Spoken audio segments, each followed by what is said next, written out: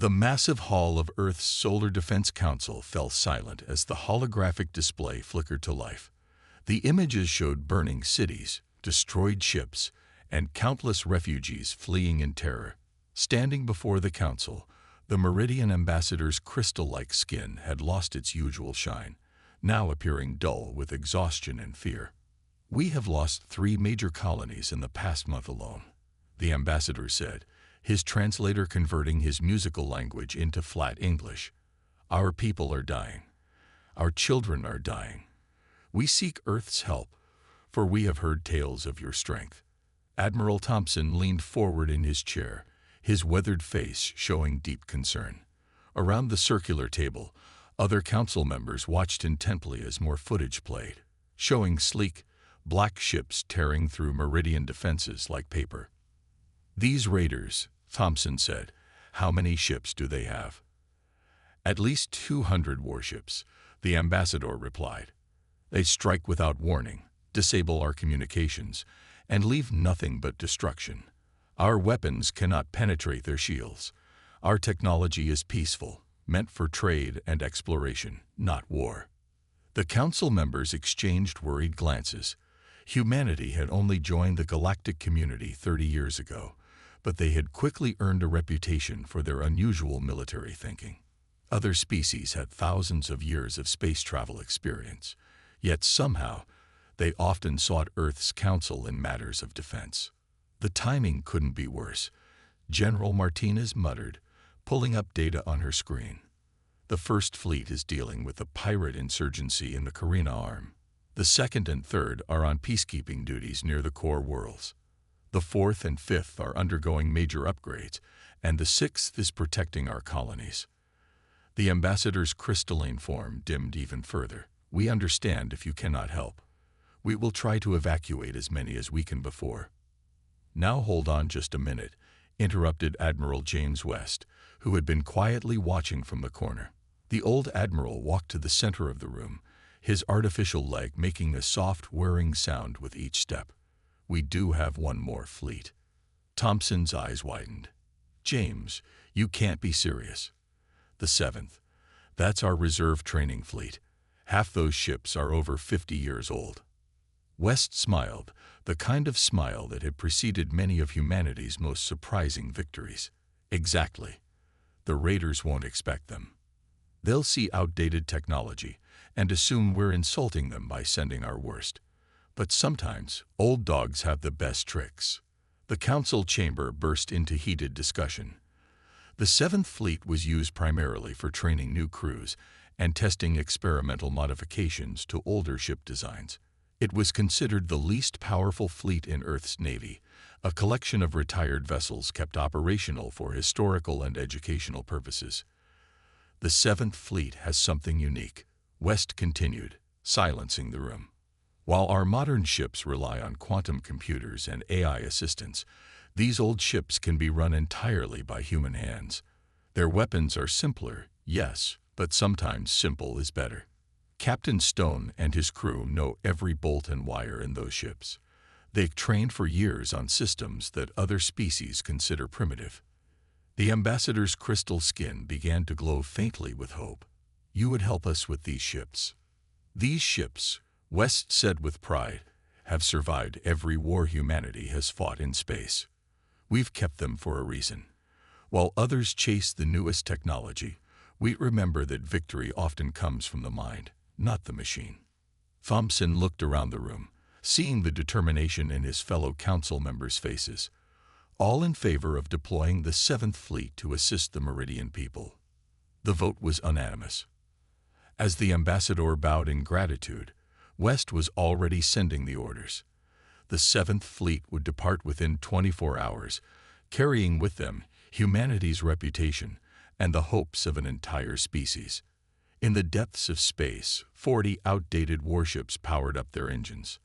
Their hulls bore the scars of previous battles. Their designs belonged to another era, but their crews stood ready. The last fleet, as some called them, was about to show the galaxy why humans never threw away their old weapons. The raiders were about to learn a harsh lesson about underestimating human ingenuity. Captain Robert Stone stood on the bridge of the U.S. Eternal Vigilant, his old destroyer that had served Earth for over 5 decades. The ship's metal walls showed their age, but every surface gleamed with care. Unlike modern vessels with their holographic controls and AI interfaces, the bridge had physical buttons, manual levers, and actual windows looking out into space. "Status report," Stone called out, watching his crew prepare for departure. They were an odd mix: experienced veterans who preferred old technology and young officers eager to learn the ways of traditional space warfare. "All ships report ready, Captain," Commander Reed announced from his station. "The whole 7th Fleet awaits your orders." He gestured to the large mechanical display showing 40 ships arranged in formation. The fleet consisted of destroyers, cruisers, and support vessels, all considered outdated by modern standards. Through the bridge window, Stone could see other ships of the 7th Fleet. Their designs were blocky and practical, lacking the sleek curves of modern vessels. Some alien observers at the space dock pointed and laughed, clearly amused by what they saw as museum pieces being sent to war. "Let them laugh," Stone muttered. "They don't know what these old girls can do." The fleet had spent years testing experimental modifications. While modern ships relied on energy shields and plasma weapons, these vessels carried reinforced armor plates and traditional projectile weapons. Their computers were simpler but harder to hack. Their engines were slower but more reliable. "Message from Admiral West, sir," the communications officer reported. "Final mission briefing ready." The large screen at the front of the bridge flickered to life, showing Admiral West's face. Behind him, tactical displays showed the situation in Meridian space getting worse.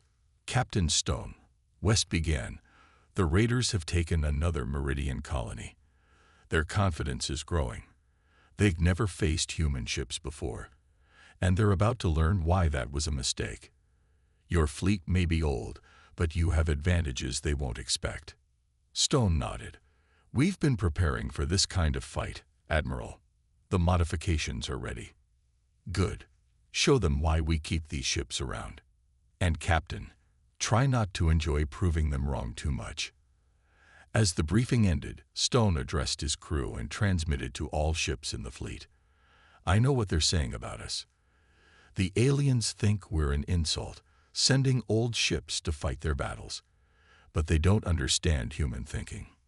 He walked around the bridge, touching the worn but reliable control panels. "These ships survived the first contact war. They protected Earth when we were alone in the galaxy. We've spent years adding our own improvements, things the enemy won't see coming." The main engines rumbled to life across the fleet. It wasn't the quiet hum of modern drives, but a deep, powerful sound that spoke of raw strength. "Our railguns don't need fancy targeting computers. Our armor can take hits that would fry modern shields. Our electronic warfare systems are so old, their advanced tech won't know how to handle them. And most importantly," Stone smiled, "we know how to fight without computers telling us what to do." The fleet began moving out of Earth's orbit. From the observation decks, families of crew members watched and waved. They knew the reputation of the 7th Fleet: always underestimated, never defeated. "Navigation," Stone ordered. "Set course for Meridian space. Communications, send word to all ships. Battle stations in 4 hours. We'll show these raiders what humanity's weakest fleet can do." As the 40 ships of the 7th Fleet accelerated towards their jump points, alien observers continued to mock them. But those who knew human history remained silent, remembering other times when humanity's outdated weapons had changed the course of wars. The raiders would expect advanced technology, complex AI, and modern warfare. Instead, they would face something far more dangerous: human creativity armed with proven tools. The 7th Fleet might be old, but like the ancient warriors of Earth's past, they knew that victory often went not to the strongest, but to the smartest. The hunt was about to begin. The 7th Fleet dropped out of hyperspace at the edge of Meridian space, their arrival marked by none of the usual energy signatures of modern warships. Instead of the bright flashes typical of new jump drives, these ships simply appeared, using old technology that modern sensors barely noticed. Multiple distress signals detected, reported Lieutenant Baker from her station on the Eternal Vigilant. 3 Meridian trading ships under attack, bearing 047. Captain Stone studied the tactical display. The raiders had grown bold, attacking in broad daylight with just 2 ships. They probably never expected any real resistance. Show me what they're using. The screen revealed 2 sleek, black vessels firing energy weapons at the civilian ships. Their shields sparkled with advanced technology, and their engines left trails of exotic particles. They're broadcasting their victories, Commander Reed said with disgust. They're streaming the attack to other Meridian worlds to spread fear. Stone's lips curved into a slight smile. Perfect. Let's give them a different kind of show. All ships, Battle Formation Delta. No modern communications. Use old-style radio only. They won't expect that. The 40 ships of the 7th Fleet spread out in an unusual pattern. Modern doctrine called for tight formations protected by overlapping shields. Instead, these ships moved like old ocean vessels, creating lanes and crossfires. "Sir, the raiders are hailing us," Baker announced. They're laughing at our ships, calling us primitive.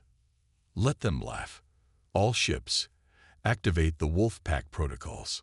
Across the fleet, hidden panels slid open on the hulls of the supposedly obsolete ships. What looked like ancient armor plates were actually composite materials developed in secret. Radio dishes that seemed decorative were, in fact, advanced jamming systems designed to look outdated. "They're turning to engage us," Reed reported. "Their scans show them nothing special, just old ships with basic weapons." Stone gripped his command chair. "Wait for it. Let them get closer." The raider ships approached with casual arrogance, their energy weapons powering up. They expected an easy victory over these primitive human vessels. "Now," Stone ordered, "spring the trap." The 7th Fleet ships suddenly accelerated with surprising speed. The outdated engines roared to life, revealing modifications that had been carefully hidden. What looked like old maneuvering thrusters were actually new designs disguised to appear primitive. All ships, commence firing. Show them what kinetic weapons can do. The raiders' shields, designed to stop energy weapons, struggled against the physical impact of railgun rounds. Their advanced sensors, built to detect modern threats, missed half the incoming fire because they were looking for the wrong things. "Direct hits on both vessels," Reed called out. "Their shields are failing. They don't understand what's hitting them." The raiders tried to return fire, but the 7th Fleet's electronic warfare systems, purposely designed to look like random interference, scrambled their targeting computers. Their advanced AI systems, faced with tactics from centuries ago, failed to adapt. "They're trying to call for help," Baker reported. "But they can't cut through our old-style jamming.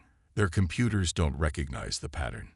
Stone watched as his fleet executed a perfect pincer movement, launched the drones. What the raiders had dismissed as escape pods turned out to be small, remote-controlled vessels. They swarmed the enemy ships, not with advanced weapons, but with simple magnetic charges that stuck to their hulls, disrupting their shield generators. "Raiders are powering down weapons," Reed announced. They're surrendering, sir."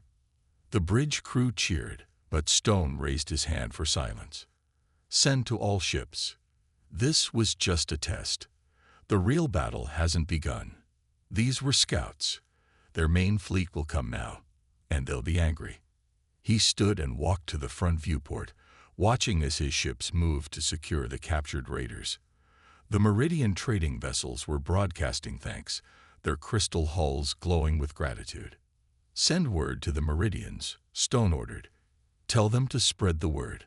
Let the raiders know that humanity's weakest fleet is here. Let them come to us angry and arrogant.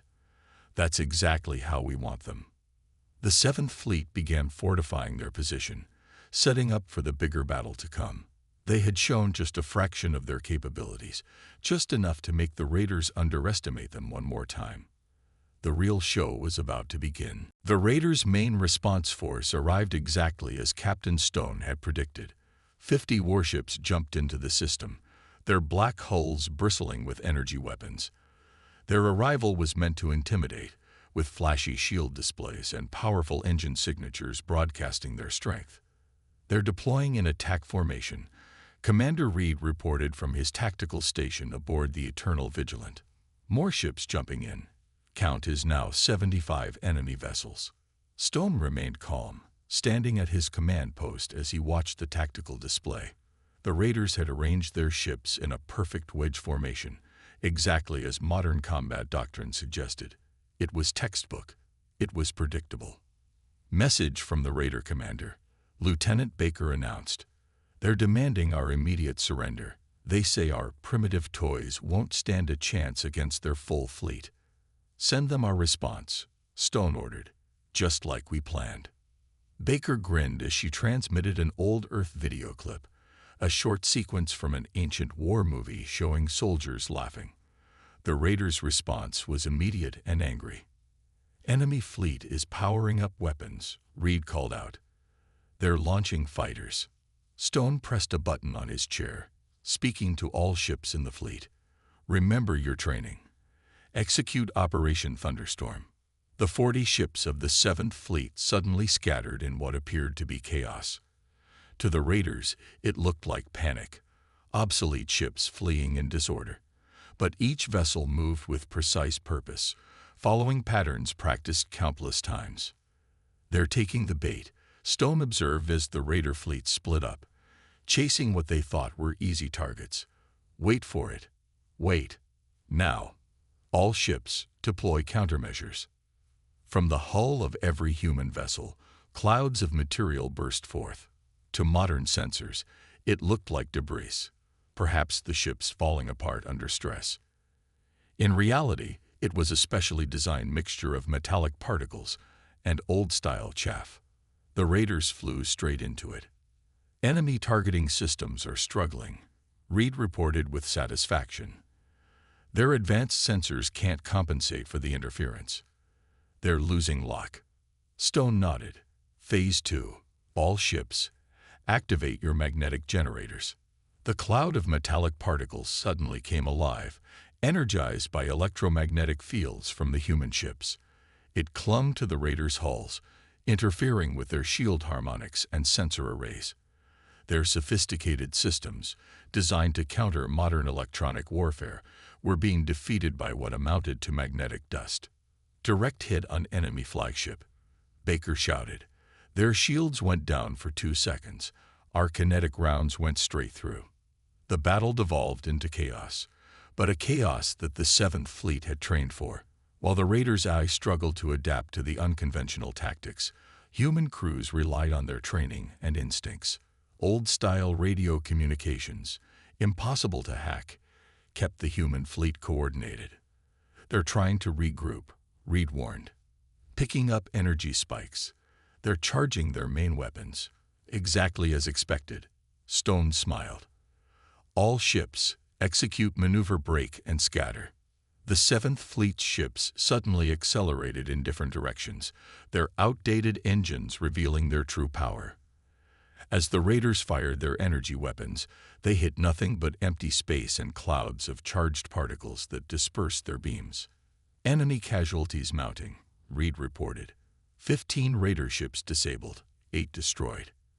They're falling back to regroup. Stone watched as the raider fleet retreated to a safer distance, their formation in shambles. Their sophisticated combat computers would need time to analyze what had happened and develop countermeasures. Time they wouldn't have. Signal the Meridian defense platforms, Stone ordered. Tell them to begin their attack. Across the battlefield, ancient Meridian defense stations that the raiders had ignored as defunct suddenly powered up. Their simple but powerful weapons, coordinating with the 7th Fleet's tactics, opened fire on the disorganized raiders. Enemy fleet is jumping out, Baker announced. They're retreating. A cheer went up from the bridge crew, But Stone raised his hand for quiet. "They'll be back," he said. "And next time, they'll bring everything they have. But now they're angry, confused and scared, just how we want them." The Seventh Fleet regrouped, gathering their scattered ships and recharging their systems. The first major battle was won, but Stone knew the real test was still to come. The raiders would return with a better understanding of what they faced, but they still wouldn't understand just how many tricks these old ships had left to show. The meridian sun cast long shadows across the hulls of the Seventh Fleet as they prepared for the raiders' return. Captain Stone had used the 12 hours since the last battle to set up what looked like a desperate last stand. His ships clustered around a small moon, apparently seeking shelter. "Enemy fleet detected," Lieutenant Baker announced. "Much bigger this time. Initial count shows 150 vessels." Stone nodded calmly. The raiders had gathered their entire force, just as he'd hoped. On his tactical display, he watched the massive enemy fleet approach. Their formation was different now. They'd learned from their last defeat and adapted their tactics. "They're being cautious," Commander Reed observed, "scanning for our magnetic particles and keeping their distance." "Good," Stone replied. "Let them think they figured us out." All ships begin Operation Ghostlight. Across the Seventh Fleet, crews activated devices that had been hidden in plain sight. What appeared to be old sensor dishes and communication arrays began broadcasting specific frequencies that hadn't been used in war for decades. "The raiders are picking up our transmissions," Baker reported.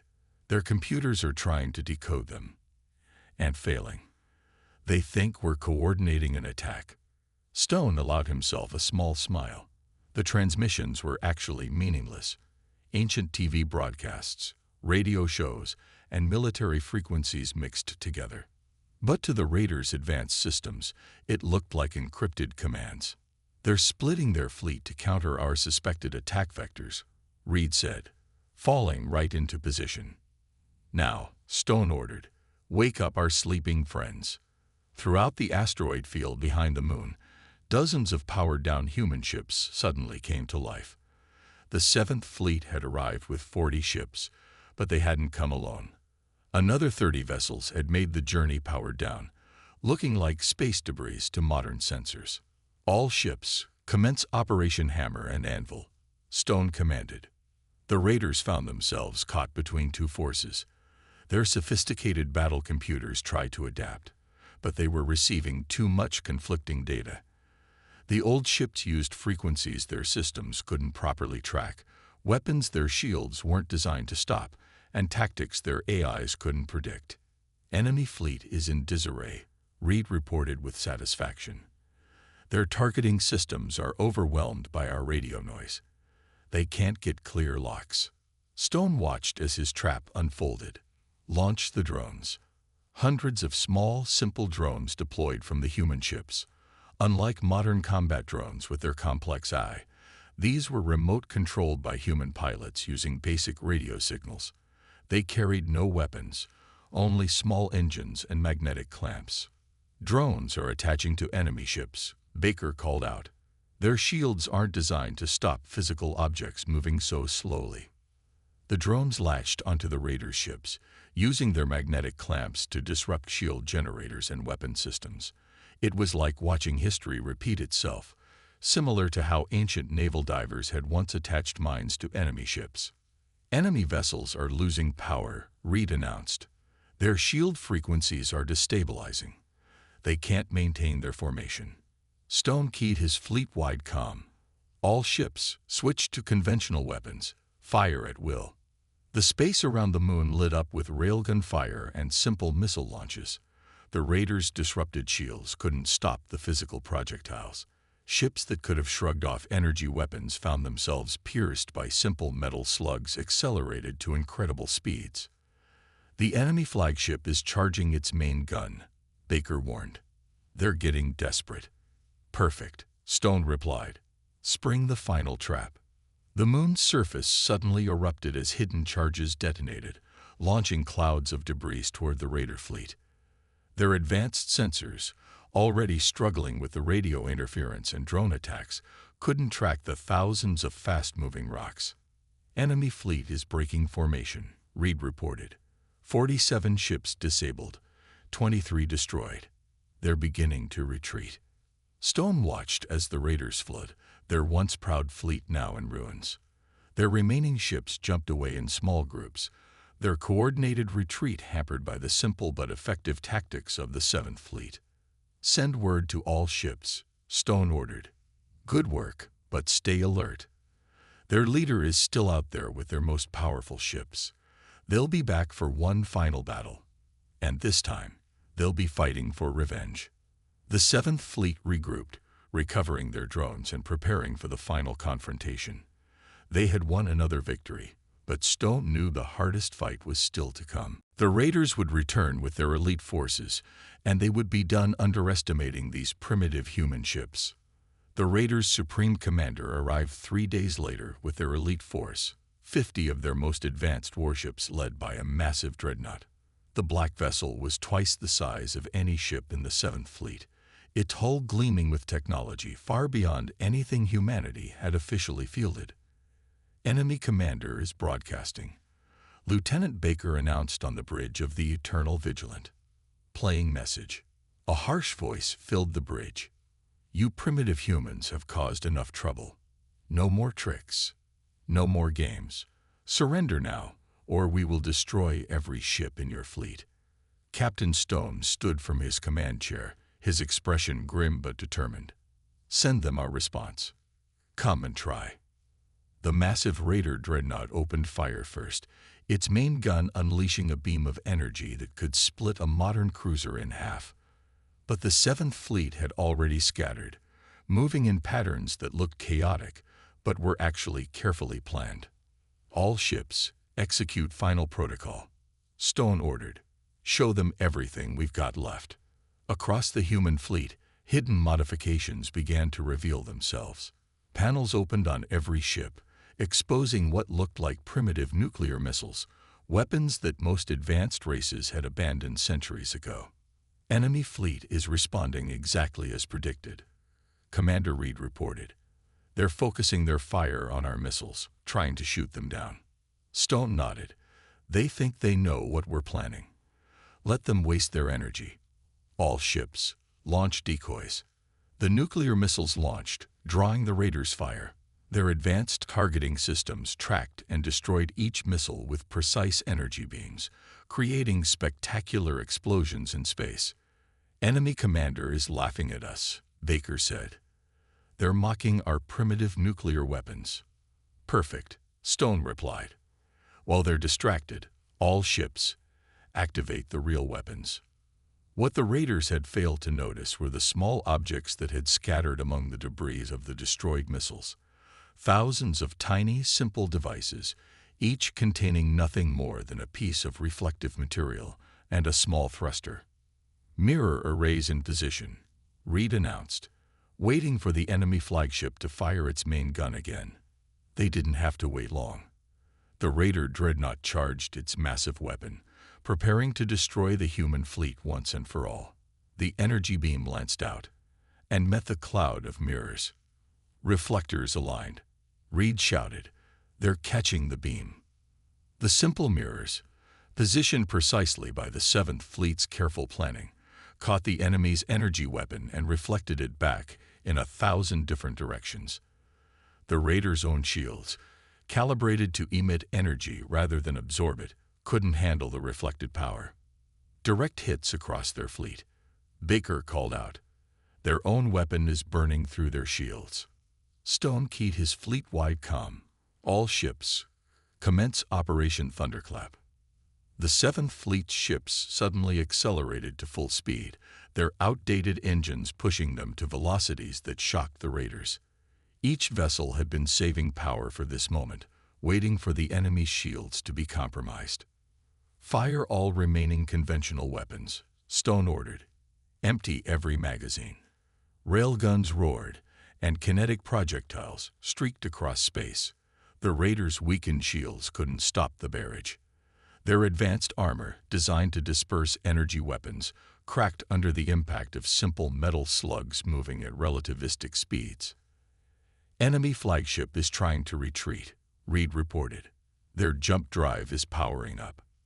Not this time, Stone said quietly.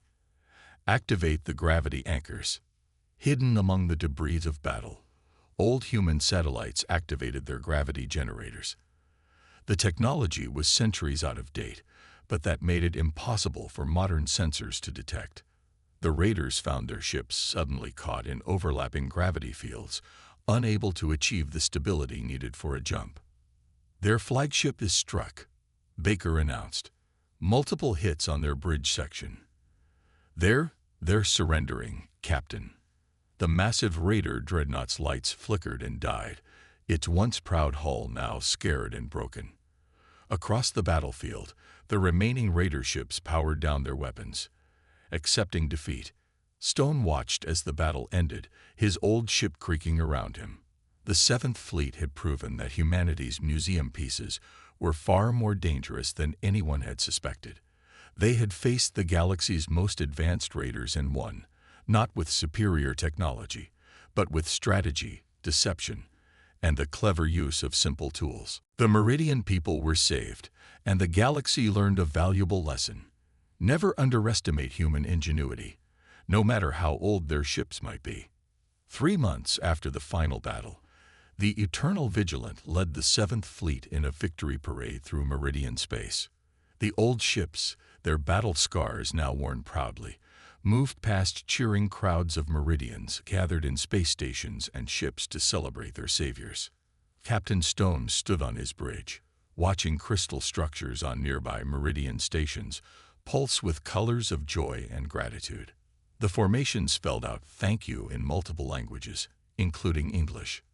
Message from Meridian High Council, Lieutenant Baker announced, smiling. They're ready for the ceremony. The ceremony was being broadcast across 50 star systems. Representatives from 20 alien races had gathered to witness what many were calling the most spectacular military upset in recent galactic history. Take us into position, Stone ordered. Let's show them one last time what these old ships can do. The 40 ships of the Seventh Fleet, along with their 30 support vessels, moved into a perfect formation that would have been impossible for eye-controlled modern ships to maintain. Each vessel adjusted its position using pure human skill, creating a massive arrow shape pointing toward the future. Admiral West's ship is hailing us, Commander Reed reported. He says the raider prisoners have finished their official statement. The raiders' confession had shocked the galactic community. They admitted to dismissing humanity's fleet as primitive, only to discover too late that every outdated feature had been a carefully planned trap. Their advanced technology, they realized, had become a weakness because they relied on it too much. Stone watched as Meridian transport ships began distributing pieces of the captured raider vessels to various research institutes. But the most interesting parts weren't the advanced technology. They were studying how simple human innovations had defeated them. Sir, Baker called out, the Meridian ambassador requests your presence on the main station for the award ceremony. Before Stone could respond, Reed interrupted. Captain, you'll want to see this. The Galactic Defense Council's announcement is going live. On the main screen, a council representative appeared. In light of recent events, we are establishing new military protocols. All member races are advised to maintain and train with older technology alongside modern systems. The human concept of redundancy and tactical flexibility will be added to standard combat doctrine. Stone couldn't help but smile. The Seventh Fleet's victory had changed galactic military thinking. Modern ships were already being retrofitted with physical backup systems and manual controls. Another message, sir, Baker reported. The Sol Defense Council. They're upgrading the Seventh Fleet's status. We're being redesignated as the Special Tactics and Response Fleet. We'll be keeping our old ships, but we're getting priority for testing new innovations. The bridge crew cheered. Their fleet would remain unique, a perfect blend of old and new, continuing to prove that the best solution wasn't always the most advanced one. As Stone prepared to leave for the ceremony, He took one last look at his tactical display. The raiders' surviving ships were being converted into training vessels, used to teach other races about the dangers of over-reliance on technology.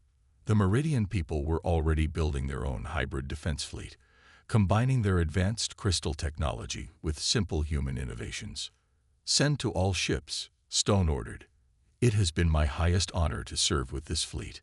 We were called obsolete, outdated, and weak. We proved that human ingenuity, combined with tried and true methods, can overcome any challenge. Remember this: it's not the age of your weapons that matters, but the wisdom with which you use them." The Eternal Vigilance engines hummed their familiar tune as the ship moved toward the Meridian station.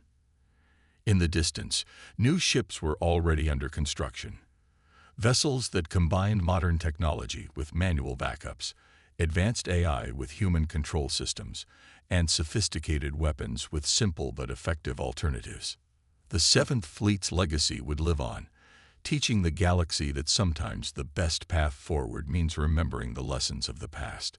They had arrived as humanity's least powerful fleet and departed as legends, proving once again that humans should never be underestimated, no matter how primitive their tools might seem.